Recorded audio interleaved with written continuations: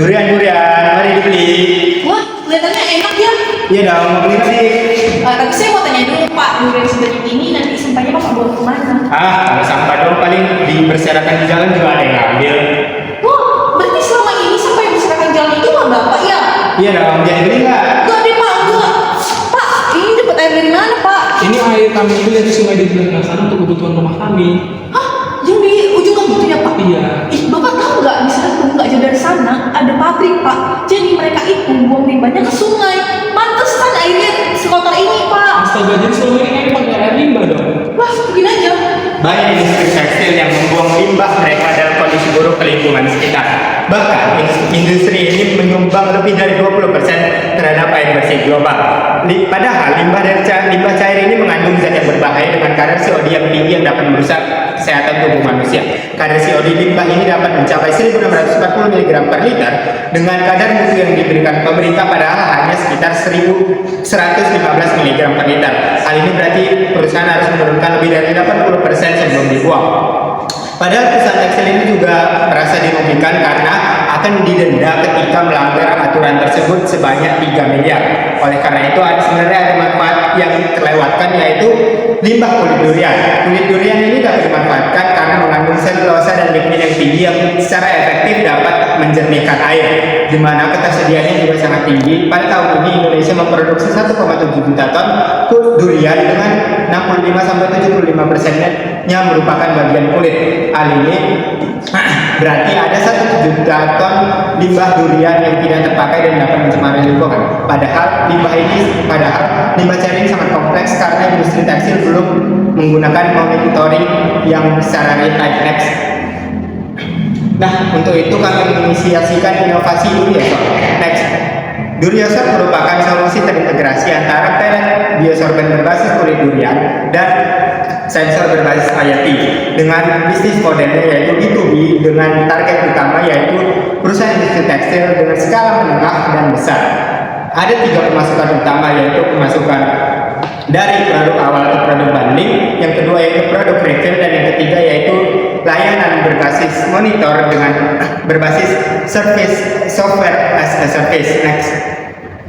Nah, untuk bagian investornya dari sisi politik, Duriosor ini diuntungkan karena ada investasi pemerintah sebesar melonjak 31%. Dari sisi ekonomi, industri tekstil lagi tinggi-tingginya karena meningkat 5,9%. Dari sisi sosial, kesadaran lingkungan masyarakat semakin meningkat. Dari sisi teknologi, Duriosor ini menggunakan sensor berbasis IoT. Dari sisi environmental, limbah kulit durian dan limbah cair dapat dimanfaatkan, dapat diselesaikan secara bersamaan. Dan dari sisi legal, peraturan dan regulasi tentang limbah cair ini sedang diperketat oleh pemerintah yang akan menguntungkan Duriosor. Next. Kalau dilihat dari analisis kompetitornya, Duriosor ini sangat diuntungkan karena dari value proportionnya Duriosor menggunakan ramah lingkungan berbasis kulit durian. Dari sisi harga juga sangat berbeda dari kompetitornya. Dan yang ketiga dan yang keempat yaitu dari sisi digital, IoT, dan sistem monitoring data dari aplikasi. Next. Selanjutnya kita akan masuk pada bagian teknologi. Pertama-tama kami akan memilih produk limbah durian dan kemudian akan kami olah melalui aktivasi termal kimia sehingga akan menghasilkan produk nano biosorben. Ini yang akan menjadi produk yang akan kami jual kepada industri tekstil.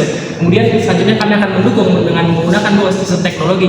Yang pertama adalah sistem IoT dan kemudian adalah aplikasi monitoring. Sensor IoT ini nanti akan terhubung ke aplikasi kami sehingga sensor yang akan mendata kualitas air, warna air, dan lain sebagainya akan langsung masuk secara real time kepada aplikasi kami. Dan sehingga air yang dari sistem mulanya kotor akan menjadi bersih.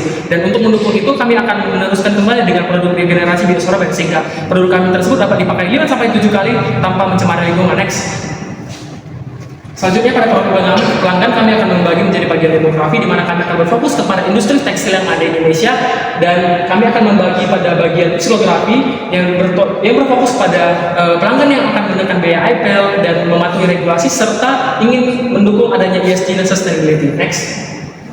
Selanjutnya pada bagian value proposition Kampas kami akan membagi menjadi dua, yaitu value proposition dan customer segment. Di mana pada bagian value proposition ini kami membagi pada bagian gain creators, yang dimana kami menyimpulkan bahwa produk ini terdiri dari adsorben yang sebanyak 60-70% itu lebih hemat daripada karbon aktif. Dan pada bagian produk service ini produk kami menggunakan nano biosorben dari produk limbah kulit durian yang teraktivasi secara alami. Dan pada bagian analysis kami menyimpulkan bahwa solusi turnkey pada produk kami ini tidak memerlukan instalasi yang rumit. Selanjutnya pada bagian customer segment, pada bagian gains kami menyimpulkan bahwa biaya operasional pada produk kami ini lebih efisien dan lebih efektif. Dan pada bagian customer segment, pada customer jobs kami menyimpulkan bahwa produk kami ini lebih berfokus kepada pelanggan yang ingin mematuhi regulasi dan menekan biaya operasional. Dan pada bagian gains kami menyimpulkan bahwa limbah tersebut dapat berbahaya dan dapat melewati standar baku untuk kualitas. Next.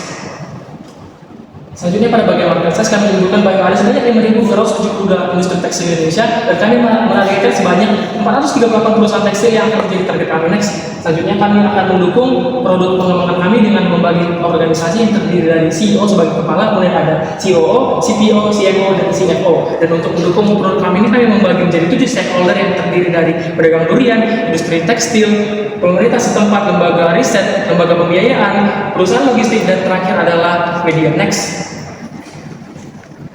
Proses bisnis dimulai dari pemasok sampai ke pelanggan. Jadi bahan baku yang diperoleh dari pemasok akan dilakukan uji kualitas. Apabila memenuhi kualitas, maka akan lanjut ke dalam proses produksi. Setelah itu, apabila produksinya sudah lolos uji, maka akan lanjut ke dalam tahap pengemasan, di mana pada tahap ini akan dilakukan juga install sistem IPAL yang akan digunakan dalam proses monitoring kualitas air. Lanjut.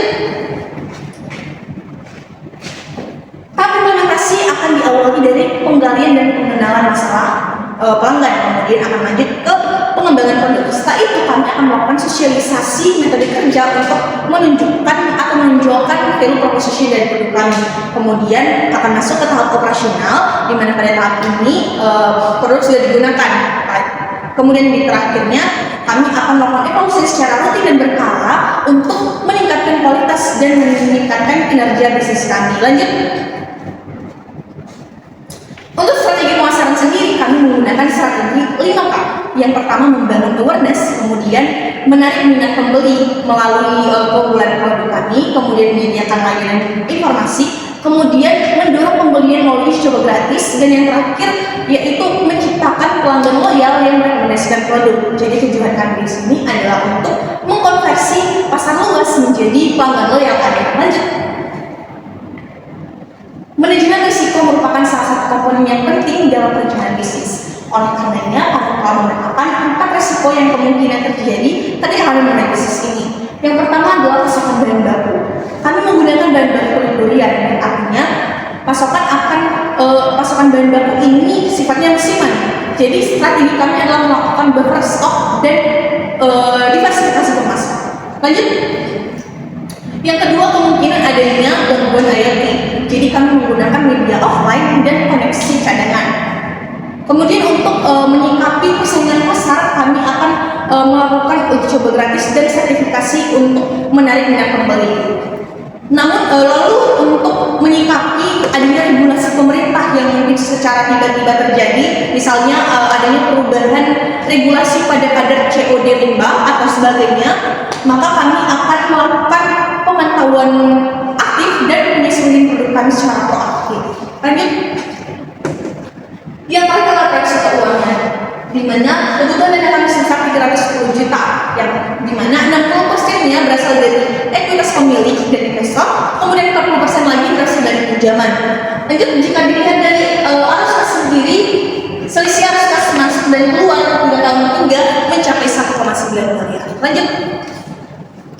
Nah, jika kita melihat dari analisis kelayakan investasi, yang pertama, payback period hanya butuh waktu 1 tahun, di mana bisnis ini menguntungkan, di mana modalnya kembali lebih cepat. Yang kedua, internal rate of return sekitar 4,4%, di mana ini merupakan menunjukkan bahwa profitabilitas dari bisnis ini tinggi. Lanjut, fixed cost ratio-nya sebesar 12,137, artinya 1% 1 rupiah biaya akan menghasilkan 12 rupiah manfaat, kemudian NPV sebesar 1,2 miliar dan menunjukkan bahwa bisnis ini layak untuk dijalankan.